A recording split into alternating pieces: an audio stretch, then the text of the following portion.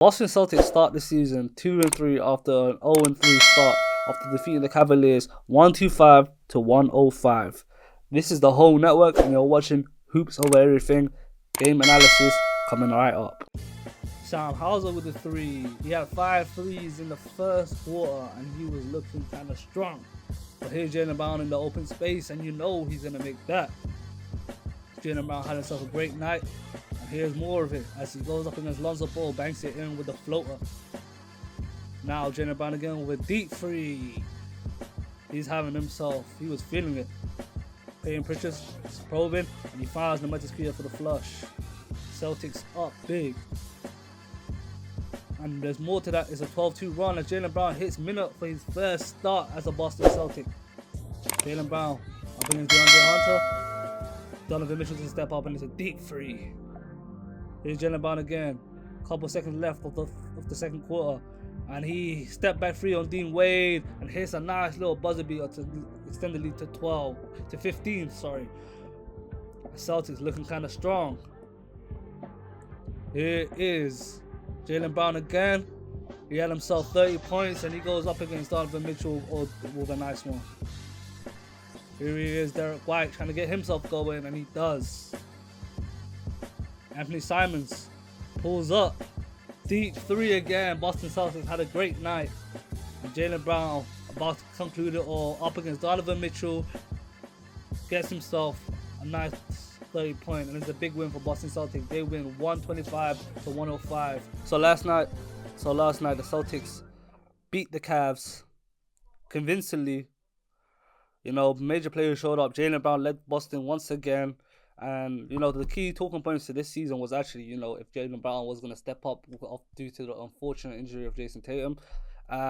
It's been a rocky start from the beginning, but now he's able to find his feet. I think this is another one of he's been averaging 26 this year. This is another 30-point game. And the team is gelling well. I know I'm a big Boston Celtics fan, and I feel like the team is gelling well now. There is some players recognizing that they need to step up, and even the newer players like Luke Garza, he had himself a game.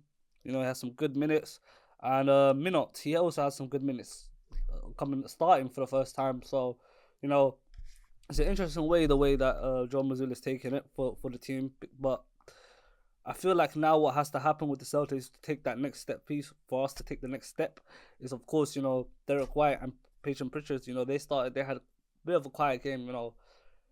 Derek White needs to recognize that he is going to be the second option for the whole season now, actually. I don't think Jason Tatum's going to come back unless the scenario is that we might actually make the playoffs. But even if we do make the playoffs, I still don't think Jason Tatum should come back due to the fact that our depth at the big is very lackluster, and you cannot win a championship in this league with depth that small, you know what I'm saying? There was times where there was no center on the floor, and, the guys were guarding Evan Mobley. Minute was guarding Evan Mobley. And, in this league, we won tonight, that night, fair enough. But, I don't think it's going to be sustainable even if Jason Tatum comes back, because you've seen the league. You've seen what the league's all about nowadays. There's so many big men that are just dominating. And, Philly are even looking healthy now. So if Embiid comes back and he stays fit throughout the whole duration, you know what I'm saying? I feel like we ain't got much against Joel Embiid to defend against him. But yeah, all in all, it's a positive win. It's a good win. It's good to keep on winning because, when I came into the season just thinking like, are we gonna tank? Are we gonna win much games? What's the expectations there? But can't complain with a win. And some of the players have shown some great, minutes. I do want to talk about Anthony Simon though, because this is a strange one. I mean, I'm just gonna pull up how much he scored last night. Off the dome, it wasn't much, but Anthony Simons came off the bench with 14 points in 26 minutes played, 0 rebounds, 2 assists, 4 for 9, 4 for 6. Anthony Simons is in a weird predicament because now, due to the injury, he has to step up, and Anthony Simons is a good complementary piece, but he's not a piece where you can have to rely on him to score 20 points per game. He has done it for Portland, but just right now in a situation where Celtics, if we could get Anthony Simons and he gives us a cool 15 and Like, basically, I'm trying to say he is a good fourth option, but right now he's asking to be a third, fourth option. It's a different type of scenario. I'm trying to piece together, well, my opinion, but you know what I'm saying. So I feel like with Anthony Simon as a fourth option right now, 14 points, it was good enough for the win, but I feel like if Jason Tatum was available, if the team was a bit more had a bit more depth, I would value him a lot more than right now. That makes sense. But it's a long season. It's only our fifth game, I think. So we're gonna keep on building, keep on continuing, and yeah, and we're gonna see what really this team is made of. Let's look at the Cavaliers now. I mean, Cleveland. We all know this year is gonna be the Knicks and the Cavs. We all know that. Like, but what is the Cleveland Cavaliers championship hopes? Because me personally, I think the team as constructed right now, I don't think there's a championship in their future. They might fluke a finals win, but we've seen, the team has been constructed the way it is for the last 2 seasons. They've had this team, albeit injuries during the playoffs, whatever. You know what I'm saying? I think a big trade is on the horizon, and it's something they're going to have to look at and take a risk, because we do know Evan Mobley is not going nowhere. We do know Donovan Mitchell is going nowhere. But how can we get the best out of them? The double big lineup, it's not really working, because Jarrett Allen, he did have a good game defensively, and he had 16 points. Everyone had 19, 15 points. Everyone scored pretty much well, but I feel like what the issue was, they made 17 threes. Boston Celtics made 21 threes. Jarrett Allen is not a three-point shooter. Evan Mobley is becoming a three-point shooter. And like now, he's working towards building and becoming a better three-point shooter. He went 2 for 8 tonight.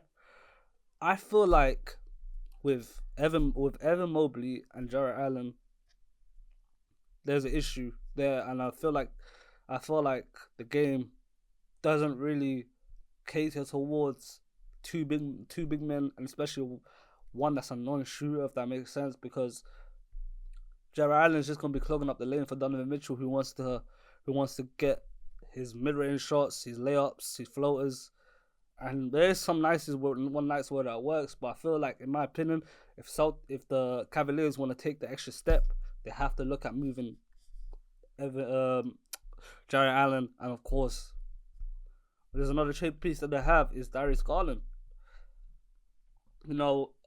Another issue, Darius Garland's yet to play this season, but another issue with the Cavaliers could potentially be facing is that both of these guards are short. They're really short, and that can work in the regular season, but in the playoffs, defensively, you're going to be hounded, and especially where Donovan Mitchell has to work a little bit harder on the offensive end, he's not really trying to play much defense.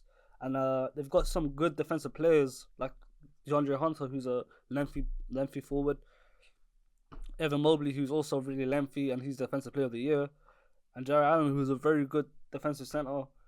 Defense can do a lot for you in the playoffs, and defense wins championships.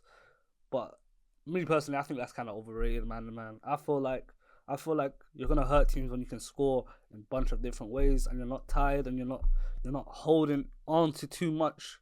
You're not hanging on the defensive hat too much, because we don't have to score much because we're gonna defensively beat teams. That's not how it works. You still have to. I've seen it with the Celtics.